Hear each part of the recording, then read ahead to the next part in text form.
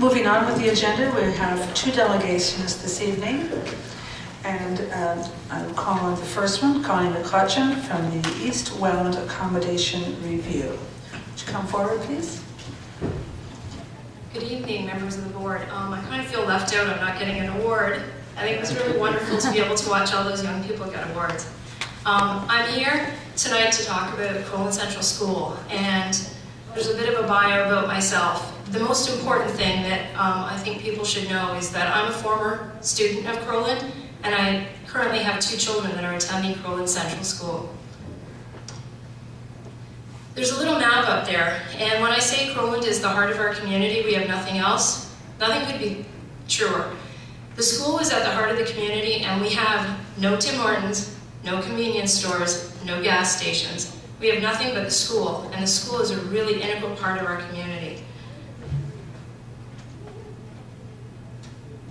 We come here tonight because we're concerned. The community is extremely concerned that the accommodation review process could result in a recommendation to close our school. And we're extremely concerned, as we've been told the reason is future enrollment forecasts that attempt to see into the future.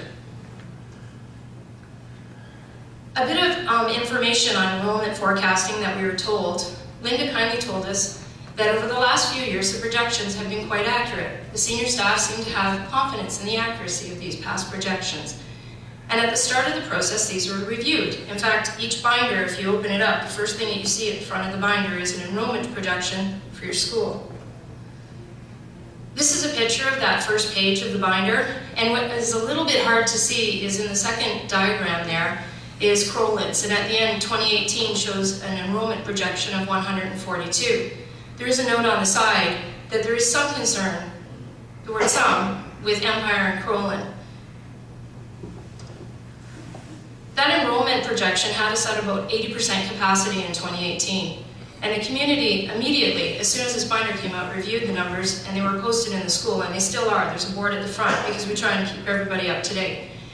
It showed a capacity of 78% by 2018. There were other schools operating at a far lower capacity that needed many repairs and were not accessible.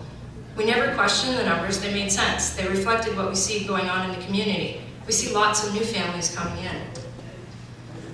Just a closer look, and I think this is impossible to see, but you can see that if you look at the average capacity, our school was about 76% throughout the entire term of the projections, and there were other schools that were less than 60, and 49%.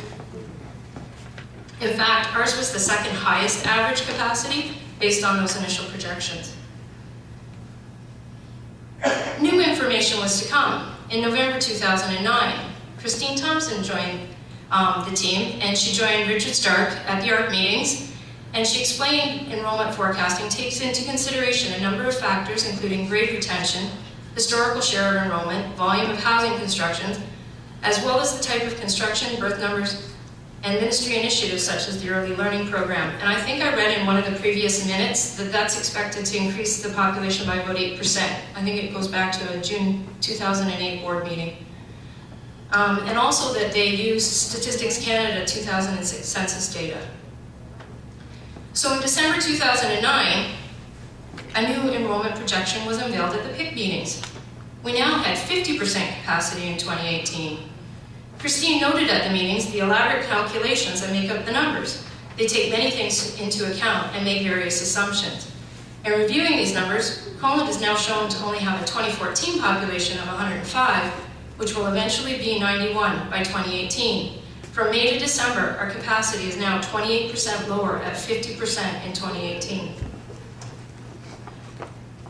We asked this question on the parking lot, and you know what, I really appreciate the parking lot. It's been a really good way for us to get information and ask questions.